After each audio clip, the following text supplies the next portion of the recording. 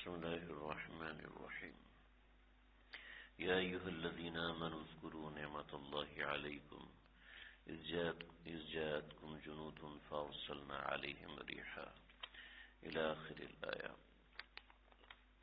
سورۃ الاحزاب کی آیت نمبر 9 ہے۔ کچھ واقعات کا تسلسل تھا جو پیچھے سے چلتا ہوا آ رہا تھا۔ غزوہ خندق کے کچھ آخری مراحل میں ذکر کر رہا تھا کہ غزوہ خندق کے اندر جب آخری مراحل کے اندر حضرت نعیم بن مسعود کا میں نے ذکر کیا تھا۔ اس واقعے کے اندر 2-3 چیزیں، کچھ الفاظ کا استعمال ایسا ہوا کہ اس میں تصحیح کی ضرورت ہے۔ یہ نعیم ابن مسعود ہے، نعیم بن مسعود نہیں ہے۔ یہ قبیلہ بنی غطفان کے تھے اور کفار کے اندر بڑے مشہور تھے، مشہور جنگجو بھی تھے اور معاہدہ کرنے میں کفار کے سرداروں میں سے ایک تھے۔ لیکن اللہ رب العزت نے ان کو اسلام کی دولت سے نوازا۔ مسلمان اس قدر پریشان تھے کہ آپ علیہ الصلوۃ والسلام کی غزوہ احزاب کے ایک دن میں فجر بھی قضا ہوئی، خطرہ اتنا زیادہ تھا، ظہر بھی قضا ہوئی، عصر بھی قضا ہوئی، مغرب بھی قضا ہوئی۔ عشاء کے وقت میں آپ صلی اللہ علیہ وسلم نے 4 نمازوں کی قضا عشاء کے ساتھ ادا فرمائی۔ قرطبی میں ہے۔ حضرت ام سلمہ رضی اللہ تعالیٰ عنہ فرماتی ہیں کہ میں نبی اکرم صلی اللہ علیہ وسلم کے ساتھ حنین میں بھی تھی اور دیگر کئی غزوات میں تھی، لیکن کسی بھی غزوے میں آپ صلی اللہ علیہ وسلم کو اس قدر بے چینی اور اس قدر خطرہ لاحق نہیں ہوا جس قدر خطرہ غزوہ خندق میں یا غزوہ احزاب میں ظاہر ہوا کہ ہلکی سی ٹھک کی آواز بھی آتی تھی تو آپ علیہ الصلوۃ والسلام اٹھ جاتے تھے اور جا کر دیکھتے تھے، یعنی خود بھی پہرا دیتے تھے اور صحابہ کو بھی پہرے کے طور پر مقرر فرمایا تھا۔ یہ بات ثابت کرتی ہے کہ انبیاء ہوں یا کوئی بھی ہوں، وہ اسباب سے بالاتر نہیں ہوتے، وہ اسباب کے ماتحت ہو کر چلتے ہیں، اگرچہ ان کا توکل ہم سے کروڑوں گنا زیادہ ہوتا ہے، لیکن وہ اسی طریقے سے پٹینڈ کرتے ہیں جس طریقے سے ایک عام مسلمان کو کرنا چاہیے۔ چنانچہ آپ صلی اللہ علیہ وسلم کی بے چینی طبعی بھی تھی اور آپ صلی اللہ علیہ وسلم کی بے چینی عقلی بھی تھی۔ چنانچہ اسی بے چینی کے اندر جان بوجھ کے کوئی پیغمبر نماز قضا نہیں کر سکتا جان بوجھ کر، لیکن امت کے سامنے ایک تعلیم ہے، امت کے سامنے ایک کھلا واقعہ ہے۔ اب اس قصے سے نجات ایسے ملی کہ نعیم بن مسعود میں واقعہ سنایا تھا، لیکن اس میں کچھ تصحیح کی ضرورت ہے۔ یہ نبی اکرم صلی اللہ علیہ وسلم کے پاس آئے اور عرض کی کہ یا رسول اللہ، میں پچھلی رات میں مسلمان ہو گیا ہوں، آپ مجھے اجازت دیجئے کہ یہ جو بے چینی چل رہی ہے اس کو میں حل کر سکتا ہوں۔ آپ نے فرمایا تمہیں اجازت ہے۔ چنانچہ یہ قبیلہ بنی قریظہ کے پاس گئے اور کعب بن اسد سے ملے اور کہنے لگے کہ دیکھو، تم مجھے جانتے ہو میں کتنا بڑا سردار ہوں، جانتے ہو کتنا بڑا جنگجو ہوں، میری باتیں واضح ہوتی ہیں اور ہر بندہ مجھے سمجھتا ہے، جانتا ہے کہ میں کس نوعیت کا انسان ہوں۔ اب دیکھو، کفار بنی غطفان اور دیگر قبائل یہ آئے ہیں اور یہ اپنی جگہ پر واپس چلے جائیں گے، ان کو کوئی فرق نہیں پڑے گا کوئی جیتے گا یا کوئی ہارے گا، لیکن اگر کسی کو فرق پڑے گا تو وہ صرف تم ہو، لہذا تمہیں فرق پڑے گا مسلمانوں کی فتح سے بھی اور تمہیں فرق پڑے گا مسلمانوں کی شکست سے بھی، لہذا میں تمہیں نصیحت کرتا ہوں کہ اپنا نفع نقصان دیکھ کے کرنا کہ تمہارا کوئی جن کے ساتھ معاہدہ ہوا ہے وہ بھی کوئی معاہدے کو جوڑ کے رکھنے والے اور اتنے اچھے اور زیرک لوگ نہیں ہیں، اور محمد صلی اللہ علیہ وسلم کے بارے میں تم سمجھتے ہو کہ وہ کتنے زیرک و سمجھدار ہیں۔ کہا بھی ہمیں کیا کرنا چاہیے؟ بھی یہ لوگ بھاگ جائیں گے، آپ ان سے کہو کہ دیکھیں ہم تمہاری مدد ضرور کریں گے، ہم نے تمہارے ساتھ معاہدہ کر لیا، محمد عربی صلی اللہ علیہ وسلم کے ساتھ ہم نے معاہدہ توڑ دیا، یہ ہم نے بہت بڑا خطرہ لیا، لیکن تم لوگوں کو بھی کوئی خطرہ لینا پڑے گا۔ کہ جی ہم کیا خطرہ لیں؟ جی آپ ان کو یہ بولیں کہ یہ خطرہ لیں کہ اپنے 20 سردار ہمارے حوالے کر دو، کہ یہ سردار ہمارے پاس یرغمال کے طور پر رہیں گے، رہن کے طور پر رہیں گے، اور ہم ان کو اپنے پاس رکھیں گے، جب جنگ فتح ہو جائے گی تو ہم تمہارے واپس کر دیں گے، ورنہ ایسا نہ ہو کہ محمد عربی صلی اللہ علیہ وسلم تم پہ اٹیک کرے تو تم لوگ بھاگ جاؤ، تمہارے سردار جب ہمارے پاس ہوں گے تو تم ایسے نہیں بھاگ سکو گے۔ بات بھی معقول تھی، انہوں نے کہا ہاں ٹھیک ہے، وہ حریف ہیں اور ہمارے ساتھی ہیں، ہمارے ساتھ معاہدہ ہوا ہے تو لہذا یہ بات بنتی ہے۔ یہاں سے واپس آئے، کفار میں گئے ابو سفیان کے پاس۔ ابو سفیان تو جانتا ہی تھا، اس کا دیرینہ ساتھی تھا، تو ابو سفیان کو کہا کہ دیکھو بنی قریظہ والے یہودی ہیں، ان کی نیتیں گڑبڑ رہتی ہیں، اور مجھے شک ہوا ہے، تم مجھے پہچانتے ہو، مجھے شک ہوا ہے، میں نے تحقیق کی ہے، پتہ چلا ہے کہ یہ لوگ اپنے معاہدہ توڑنے کے اوپر شدید نالاں ہیں، ان کے دیگر سردار بہت مشکل سے ان کو لے کے چل رہے ہیں، ورنہ ان کا آپس میں لڑائی ہو رہی تھی۔ تو انہوں نے محمد عربی صلی اللہ علیہ وسلم سے بات کی ہے کہ ہم کفار کے 20 سردار بلا لیتے ہیں، آپ ان کو قتل کر دیں، اور آپ ان کو قتل کر کے ہمارا معاہدہ دوبارہ جوڑ لیں۔ ابو سفیان کو یہ کہا، اور ابو سفیان اور پھر بنی غطفان میں جا کے یہ بات کی، تو بنی غطفان والے کہنے لگے بھی یہ تو بڑی غلط بات ہے، چنانچہ انہوں نے کہا کہ بھئی ہمارا کمک ختم ہو رہا ہے، اکرمہ بن ابی جہل اور بنی غطفان کی طرف سے بنی اسد کے کچھ سرداروں کو بھیجا کہ جاؤ اور جا کے بنی قریظہ والوں سے کہو کہ بھئی ہم آگے سے حملہ کر رہے ہیں، تم پیچھے سے حملہ کرو۔ تو انہوں نے کہا نہیں جی ہم تو حملہ نہیں کریں گے، آپ پہلے 20 سردار ہمارے پاس بطور یرغمال رکھو، پھر ہم حملہ کریں گے۔ تو اب ان کو سمجھ میں آیا کہ نعیم بن مسعود جو کہہ رہے تھے وہ تو بالکل ٹھیک تھا۔ انہوں نے کہا تم نے ہمارے ساتھ معاہدہ کیا ہوا ہے، اس وقت تو تم نے بات نہیں کی تھی۔ تو قریظہ والوں نے پیغام بھجوایا، جی وہ معاہدہ اس وقت کا تھا، ابھی کی جو بات ہے وہ یہ ہے، تم نے حملہ کرنا ہے تو کرو، ورنہ ہم یہاں بیٹھے ہوئے ہیں، ہم پیچھے سے کچھ نہیں کریں گے، لہذا اپنے 20 سردار ہمارے حوالے کرو، ان کے نام یہ ہیں، لہذا یہ 20 سردار ہمارے حوالے ہوں گے تو پھر ہم پیچھے سے حملہ کریں گے۔ اب ان کو ان دونوں باتوں پہ اور یقین ہو گیا۔ جب اور یقین ہوا تو ایک حلیف ٹوٹ گیا۔ جب ایک حلیف ٹوٹا تو اپنے اندر کمزوری محسوس ہوتی ہے، تو یہ کمزوری ہوئی، اب یہ رات کو جمع ہوئے کہ ہم پلاننگ کریں گے، تو اللہ رب العزت نے اس کے اوپر فارسلنا علیہم جنودا لم تروہا، اللہ نے ان کے اوپر ایسا لشکر بھیجا، یعنی رات شدید ٹھنڈ تھی، ایسی ٹھنڈ تھی جس کا میں بھی ذکر کروں گا، اور کہ کوئی اپنے خیمے سے باہر نکلنے کو تیار نہیں تھا، لیکن اوپر سے ایسی تیز طوفانی ہوا چلی کہ جس سے سب لوگ سہم گئے اور پریشان ہو گئے۔ اس کے ساتھ اللہ رب العزت نے فرشتوں کا لشکر بھیجا، ان فرشتوں کے لشکر نے آ کے ان کی ہانڈیاں الٹ دیں، ان کے گھوڑوں کی رسیاں کھول دیں، ان کے خیموں کو اکھیڑ دیا۔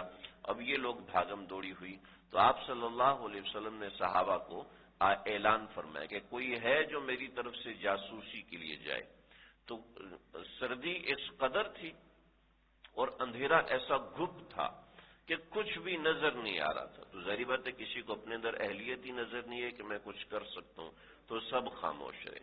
آپ علیہ الصلوۃ والسلام اپنی نماز میں مصروف۔ حضرت انس فرماتے ہیں کچھ دیر نماز پڑھنے کے بعد آپ نے دوبارہ اعلان فرمایا، بھئی کوئی ہے جو میری طرف سے جاسوسی کرے اور اللہ اس کو جنت کے اندر مکان دے دے، تو کوئی بھی، سب دب کے بیٹھے رہے، کوئی ہل بھی نہیں سکا۔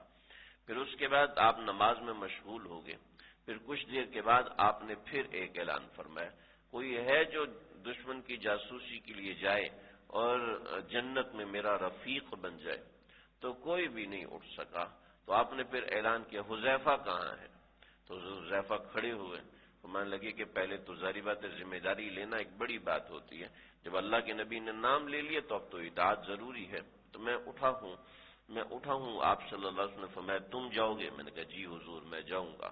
تو آپ صلی اللہ علیہ وسلم نے میرے سر پہ ہاتھ رکھا اور مجھے دعا دی، فرمایا کہ جو سردی ایسی لگ رہی تھی کہ میں اٹھ کے نہیں بیٹھ پا رہا تھا، یعنی جسم جمع ہوا تھا، ایسی سردی ہو رہی تھی، اور خشک سردی ہوتی ہے، بعض علاقے ایسے ہوتے ہیں جہاں کی سردی بڑی خشک ہوتی ہے اور جسم کو کاٹتی ہے، جسم پھٹ جاتا ہے اور موئسچرائزنگ بالکل بھی نہیں ہوتی، جس سے بڑی تکلیف دہ سردی ہوتی ہے۔ چنانچہ فرمایا کہ جب میں اٹھا ہوں آپ صلی اللہ علیہ وسلم نے جسم پر ہاتھ رکھا تو مجھے ایسا لگا کہ جیسے میں حمام میں گھوم رہا ہوں.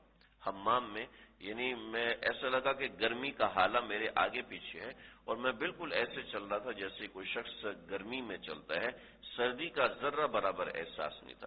میں نے خندق پار کی اور خندق پار کر کے میں کفار میں پہنچا تو دیکھا سارے کفار جمع ہیں, غطفان بھی جمع ہے, ابو سفیان بھی جمع ہے, قبیلہ وائل بھی جمع ہے اور دیگر قبائل تمام جمع ہے. تو ابو سفیان نے کہا جی بڑی کانفیڈینشیل قسم کی بات ہے, تو دیکھو کوئی دوسرا بندہ تو نہیں ہے. اب اس کی تصدیق ایسی ہوگی کہ ہر بندہ اپنے ساتھ والے بندے کا ہاتھ پکڑے اور ہاتھ پکڑ کے پوچھے کہ بھئی تم کون ہو. اگر وہ اس کی تصدیق کرتا ہے تو ٹھیک ہے, تصدیق نہ کر سکے تو اس کو پکڑ کے سامنے کھڑا کر دو. حضرت حذیفہ فرماتے میں تو ڈر گیا, میں پریشان ہوا, لیکن اللہ نے فوراً فہم دی. میں ساتھ والے آدمی کا ہاتھ پکڑا اور میں نے کہا کہ کون ہے تو کہہ رہے اللہ کے بندے تو مجھے نہیں جانتا, میں قبیلہ بنی سہم کا فلاں آدمی ہوں, فلاں بن فلاں اور فلاں بن فلاں. تو حذیفہ فرمانے لگے میری بچت ہوگی, لیکن میں نے دیکھا کہ ابو سفیان میرے بالکل نشانے پر تھا اور بالکل تیر کے نرغے میں تھا. بس ایک تیر چلاتا تو ابو سفیان کو لگنا تھا اور اس نے ختم ہونا تھا. لیکن نبی اکرم صلی اللہ علیہ وسلم نے مجھے فرمایا تھا کہ یہاں سے جانے اور آنے تک کوئی کام ایسا نہ کرنا جو کوئی نیا لگے, بس صرف یہ کرنا ہے کہ مجھے اطلاع دینی ہے دشمن کے بارے میں. چنانچہ فرمایا کہ میں نے تیر واپس نیام میں ڈالا اور سنا کہ ابو سفیان کہہ رہا تھا.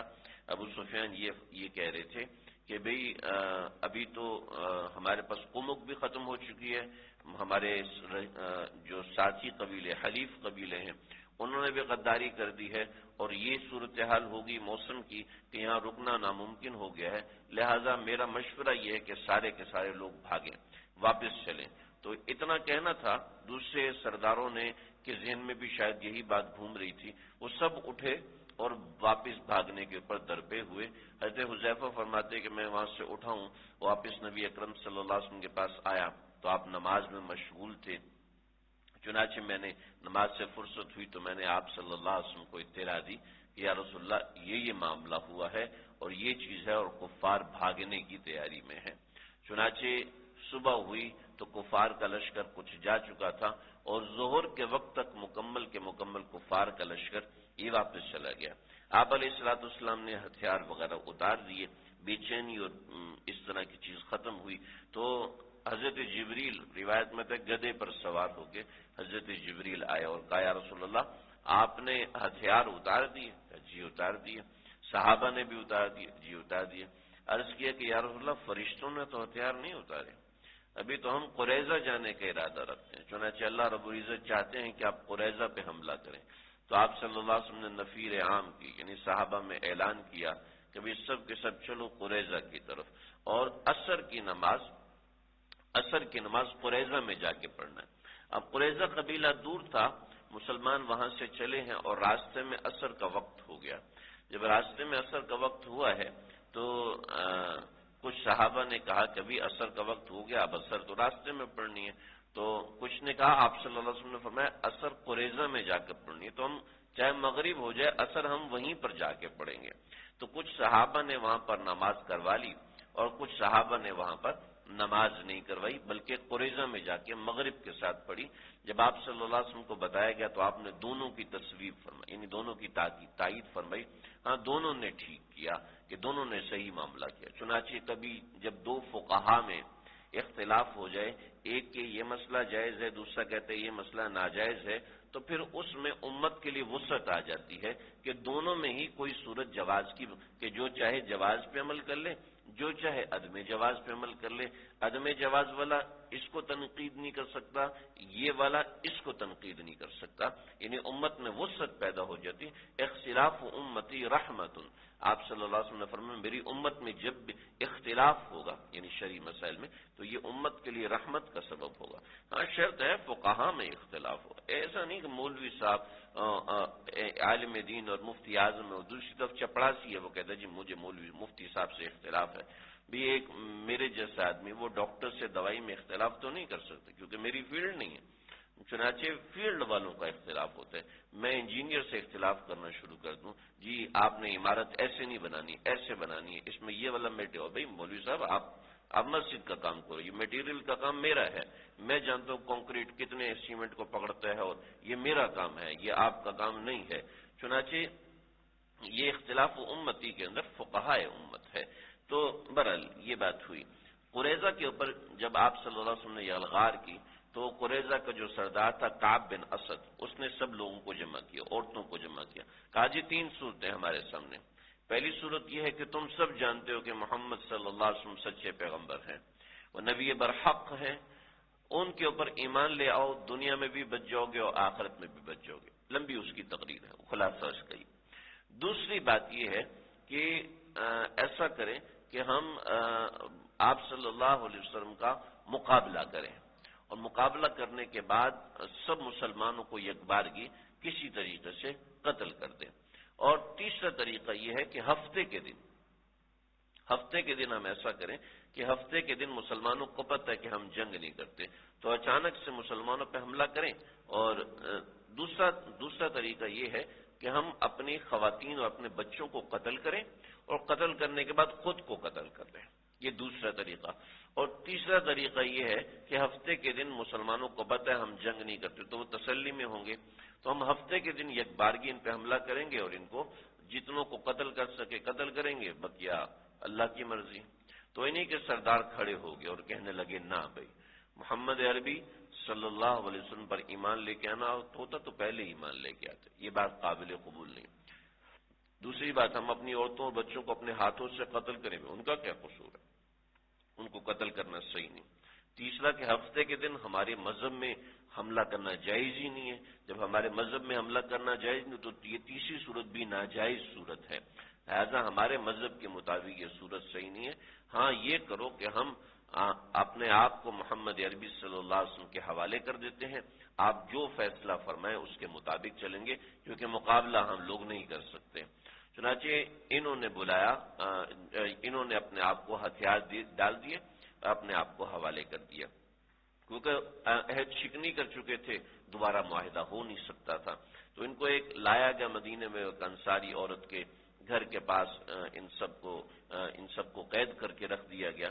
تو حضرت ابو لبابہ بن منذر رضی اللہ تعالیٰ عنہ یہ ان کے حلیف تھے، یہ ان کے پاس آئے بات کرنے کے لیے، تو عورتیں اور بچے ان کو دیکھ کر رونے لگے کہ پتہ نہیں اب ہمارے ساتھ کیا ہوگا، ہم اپنے آپ کو محمد عربی صلی اللہ علیہ وسلم کے حوالے کر دیں یا نہ کریں، آپ بتائیں آگے کیا صورت بننے والی ہے۔ انہوں نے فرمایا کہ اپنے حوالے کر دو، لیکن گردن کا اشارہ کیا کہ سب کو قتل کر دیا جائے گا۔ ظاہر بات ہے بدشکنی کی تھی اور مسلمانوں کی ایک سلطنت کو شدید قسم کا نقصان پہنچا رہے تھے، اور بہت بڑی یعنی غداری کی تھی۔ غداری تو ظاہر بات ہے غداری ہے، کسی بھی ملک سے قوم سے غداری تو یہ بہت مہنگی چیز ہے، خطرناک چیز ہے۔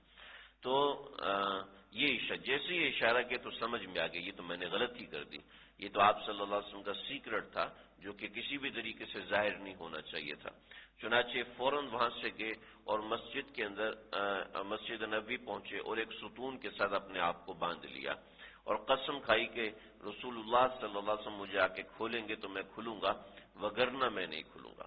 آپ کو بتایا گیا تو آپ نے فرمایا اللہ اس پر رحم کرے، اگر وہ میرے پاس آ جاتا تو میں کچھ کر دیتا، لیکن وہ خود جب اللہ کے سامنے چلا گیا تو اب پیغمبر ہونے کے باوجود میں کچھ نہیں کر سکتا۔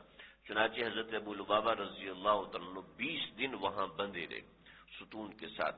20 دن کے بعد ان کی معافی اللہ کے ہاں قبول ہوئی تو حضرت ام سلمہ نے رسول اللہ صلی اللہ علیہ وسلم سے پوچھ کر کہا کہ میں ابو لبابہ کو بتا دوں؟ کہ جی آپ بتا دیجئے۔ تو انہوں نے خوشخبری سنائی تو سارے صحابہ بھاگے، حضرت ابو لبابہ کو اطلاع دی اور خوشخبری سنائی کہ تمہاری معافی عند اللہ قبول ہو گئی ہے۔ تو سب صحابہ کھولنے لگے، تو کہا کہ نہیں، جب رسول اکرم صلی اللہ علیہ وسلم تشریف لائیں گے میں انہی کے ہاتھ سے کھلواؤں گا اپنے آپ کو۔ چنانچہ مسجد سے باہر آپ صلی اللہ علیہ وسلم فجر کی نماز کے لیے باہر تشریف لائے تو اس وقت آپ صلی اللہ علیہ وسلم نے ان کی رسیوں کو کھولا، اور آج بھی ستون عائشہ کے اس طرف، یہاں ستون عائشہ ہے، ستون عائشہ 119 پلر ہے مسجد نبوی کا، اس کے روضہ رسول صلی اللہ علیہ وسلم کی طرف یہ ستون ابی لبابہ ہے، جس کو استوانہ توبہ بھی کہتے ہیں، کہ کوئی شخص اپنے گناہوں کی معافی مانگنا چاہتا ہے تو وہاں پر چلے جائے۔ میں نے اپنے استاد محترم سے ایک مرتبہ سوال کیا، جی ہم یہ کہتے ہیں اللہ سے معافی مانگو، اللہ اسی وقت معاف کر دیتے ہیں، اور اللہ ایک لمحے میں معاف فرما دیتے ہیں، اور حدیث و قرآن میں بھی یہی آیا کہ اللہ معاف فرما دیتے ہیں۔ حضرت ابو لبابہ کی جو توبہ ہے وہ 20 دن کے بعد قبول ہوئی۔ ایسی وہ 3 صحابہ تبوک کے واقعے کے اندر، وہ 3 صحابہ ان کی توبہ 50 دن کے بعد قبول ہوئی۔ تو وہ تو پیغمبر صلی اللہ علیہ وسلم کے ساتھ ہی ہیں، اور یہ ہم لوگ ہیں، ہماری فوراً قبول ہو رہی ہے۔ ان کو فرمایا کہ بات سمجھ لو، توبہ کا معنی اور ہے ان کے لیے، ہمارا معنی اور ہے۔ ہمارا یہ ہے کہ تمہاری توبہ قبول ہوگی، امید رکھو، امید رکھو توبہ قبول ہوگی۔ ان کی توبہ کی قبولیت کی سند آئی ہے، لہذا ہمارے پاس ہماری توبہ کی قبولیت کی سند نہیں ہے، لہذا ہم کتنا بھی نیک کام کر لیں ہمارے پاس قبولیت کی سند نہیں، ان کے پاس قبولیت کی سند آتی تھی۔ لہذا بہت بڑا فرق ہے ہماری توبہ اور ان کی توبہ میں، کہ ان کی توبہ قبولیت کی سند کے ساتھ ہوتی تھی، ہماری توبہ امید کے اوپر ہے۔ لہذا اپنی کسی توبہ کے اوپر اکڑنے کی بات نہیں ہے کہ اکڑے نہیں اپنی توبہ کے اوپر کہ جی میں نے توبہ کر۔ تو یہ اس طریقے سے یہاں تک واقع ہوا۔ اس کے بعد آگے تفصیلات ہیں، اتنی ہی تفصیلات ہیں جتنی میں نے بیان کی ہیں، کچھ باتیں ہیں، بات لمبی ہوگی، انشاءاللہ آئندہ ذکر کروں گا۔